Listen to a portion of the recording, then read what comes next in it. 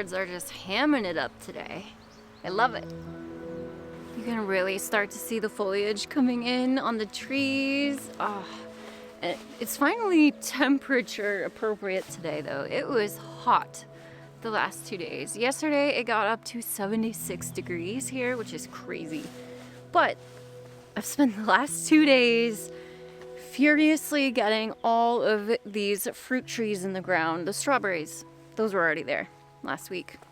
But all of those blueberries and honeyberries and the lilac, oh, it looks so good.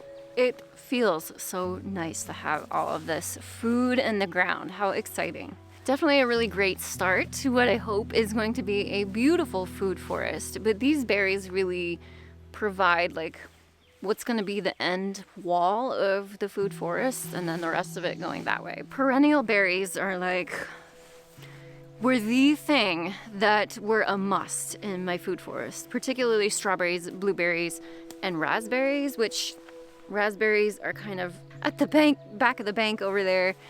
There's 4 of them. Definitely not going to produce anything this year. I highly doubt.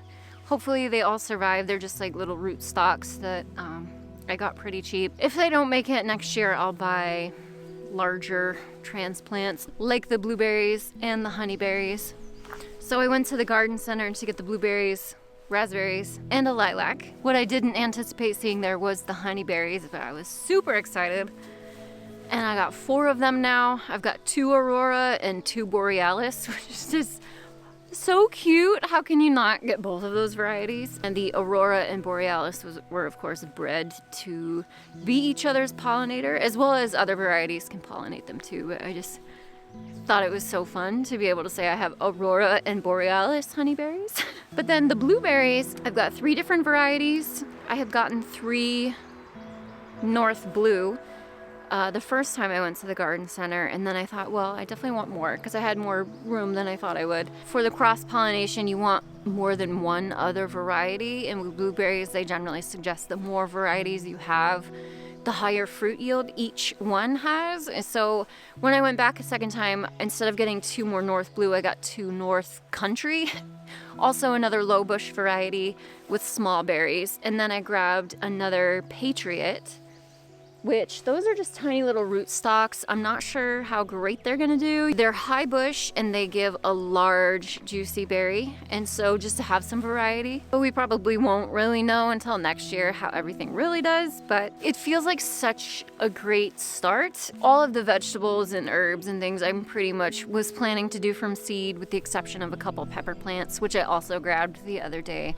I got a shishito, and I forget the other hot pepper variety, and then a sweet pepper, and just 1 plant of each should be plenty for us. But we are gonna we hope to make our own like hot sauces this year, and of course we want them for salsas and things like that too. But oh, just having these fruit bushes in the ground makes me so happy, and I feel so excited now about starting the rest of the food forest, which is going to be those mostly annuals, but also tons of flowers and herbs that will hopefully be a perennial and reseed themselves here. And to be honest, now that I've got all of the berry bushes in that I wanted to get in, now I'm just like, what the heck do I do with the rest of the space? Because it's kind of a bigger area than I was thinking it would be, which is obviously not a bad thing, but it's just like, now I come out here and I'm overwhelmed, like, what the heck do I put where? And I have sketched up this place in my garden journal plenty of times as I'm trying to be sensible about it and make sure everyone has adequate lighting and no one's growing next to someone that's gonna make it unhappy. In fact, obviously I'm trying to do the opposite and pay attention to companion planting. So, putting things next to other plants that will deter the pests for that plant and won't compete for soil and nutrients, things like that. Being mindful and doing a lot of research on all of that, and then trying to get it to translate into actual plans out here. Oh no! It wasn't supposed to rain today! I guess we'll just hang out in here for a minute. But since we're in here, I'm really really sad about these tomatoes. I started these quite a while back, in fact, at the same time as these peppers that you can't see because you're up too high. Hang on. Yeah. These tomatoes were started at the same time as these peppers, and clearly, oh, these are tomatoes too. But let me take that out. Yeah, the peppers are clearly doing way better. I don't know what happened here. I don't know if it was something in the cardboard that I used to partition these off, or if it was the popsicle sticks I had in each one. I don't know. Something stunted their growth, and they've had the same conditions as this other tray. As in, they've been babied and hang out in the greenhouse during the day and come in at night because it's far too cold for them at night still. But there's no reason they should be this much further behind than that tray. So something's going on here. So I have actually restarted all of my tomatoes back there. Which stinks. I'm now like pretty far behind, but it's okay. Not the end of the world. And I shouldn't say pretty far behind because it doesn't matter. They'll catch up, but certainly based on my average last frost date, I should have started tomatoes a lot earlier than now. It's all good though. We'll just get them a little bit later. In fact, these Cherokee purples look great though. And I planted the Cherry Falls tomato seeds, which is a small variety that kind of tumbles over and can be great for containers and hanging pots. That's where they're permanently gonna live anyway once this greenhouse plastic comes off.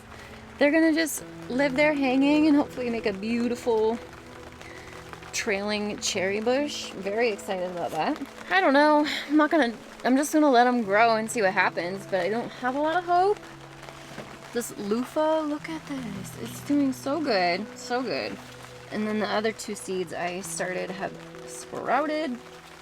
Happy loofah. And yes, I forgot to mention, there are popsicle sticks that were marking those plants as well. So maybe it wasn't the popsicle sticks, but maybe it was. Either way, I've gotten some, not that I love plastic and I don't want plastics, but so hopefully they'll last. But I did get some plastic plant labels to put in the actual garden just to eliminate the possibility that it was the popsicle sticks.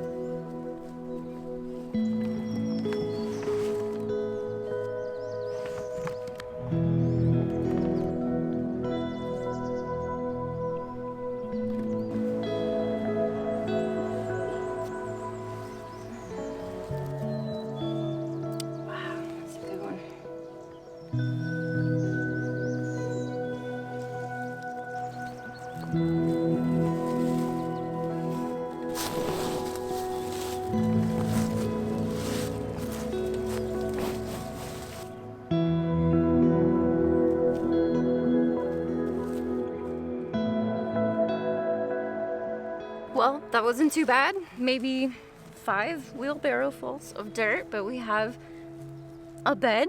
In this backyard food forest area, other than the strawberries, I'm not gonna have any like well-defined garden beds. I'm just gonna plop mounds of soil and plant things in it.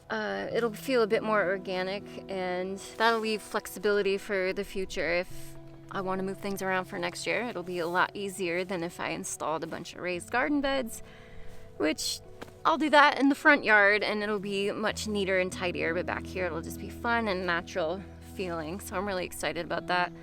The intention for this bed, when I did like a rough sketch up of what I wanted going on back here, is just gonna be some herbs and flowers. I'm thinking I'm gonna do, and I don't know if I'm gonna be overcrowding this bed or not. I'm trying to read everybody's seed packet and figure that out. But I think I'm gonna do a couple echinacea and a couple bergamot in the center since they're really tall. And then around that, do some black-eyed Susans and catnip. And then around the outside, some lavender, because those will be the shortest things. And then it'll be kind of, you know, obviously the taller things in the middle. Hopefully that'll look nice. And supposedly all of those things grow well together and, you know, no one will be harming each other except maybe for space. I don't know. This is all an experiment and we'll just see how things go. I have 1, 2, 3, 4, 5, 6, 9 pretty decent looking echinacea seedlings that I started indoors in a tray. There's more I winter sowed in a milk jug. I think those are all white. The ones here are a mix of white and pink. And then the bergamot, they didn't germinate really well. That definitely might be my fault. They might be a little bit picky. I'm not sure. But I've got 3 of those, so I'll just plop those 3 in here. And then the catnip and the black-eyed Susans I'm gonna do from seed. So I'll just put seeds in. And then if there's room, I'll do some really short things around the outside like radishes. But we'll see, we're getting ahead of ourselves. I'm going to be mixing in a little handful of this with each seedling just because this soil from the forest is like hyper saturated. It's incredibly wet, dense, almost clay-like. So certainly not everyone's going to love growing in this, and I don't want any root rot happening. So it definitely needs to dry out a bit, which it should out here, and it should start draining better, especially with the leaf mulch under it. Whenever it dries out a bit, I'll mulch it with more leaves that I collect from the forest. So I'm gonna have to collect a ton more leaves because I'm gonna mulch beneath every bed with a solid layer of leaves, and then that'll be what I'm mulching with on top of the beds. It's gonna be a lot of work getting that many leaves out of the forest. It was quite a treat trying to do that the other day. But as I've been shoveling dirt, I've been just thinking about how relieved I feel getting those berries in the ground. Even though it might be a few years before I really get any yield from any of this, it just felt like I really needed to get that done right now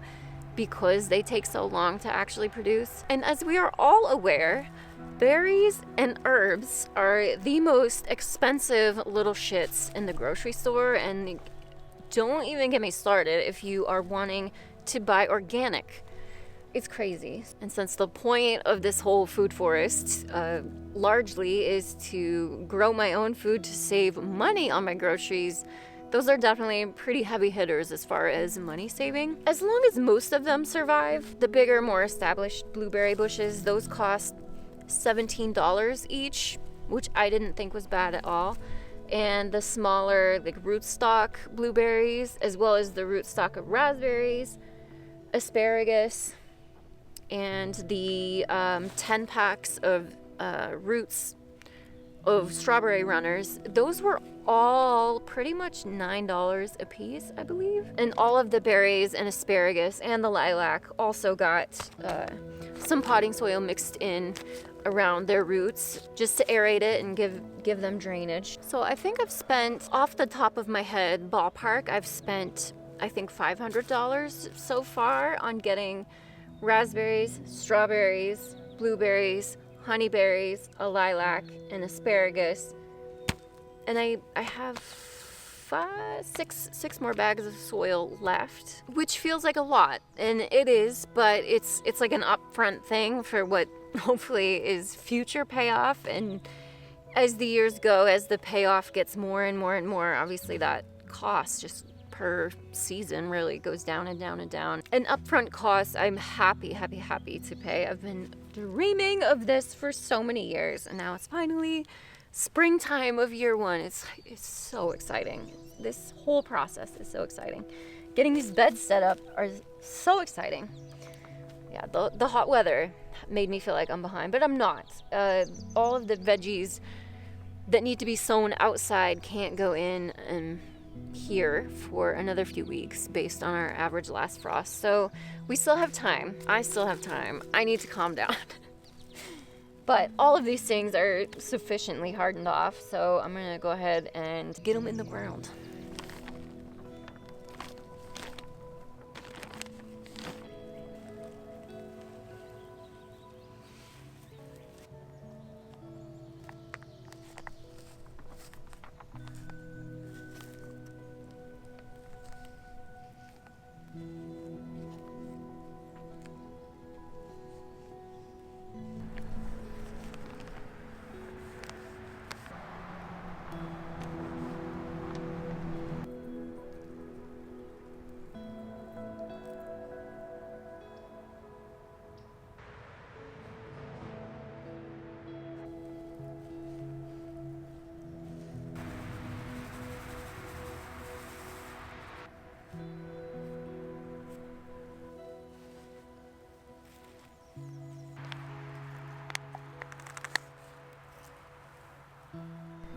Pretty darn good start to a flower and herb bed.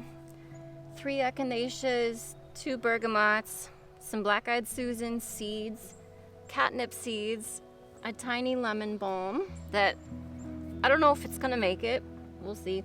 And then space to add, I'm thinking a lavender plant or 2 once they're done maturing in their winter sown container over there. I have no idea if all of this stuff is gonna like being this close together or in this type of soil, in this type of bed, no idea.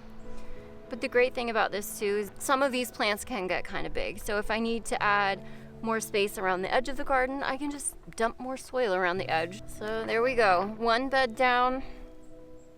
I don't know, 20 or 30 more to go.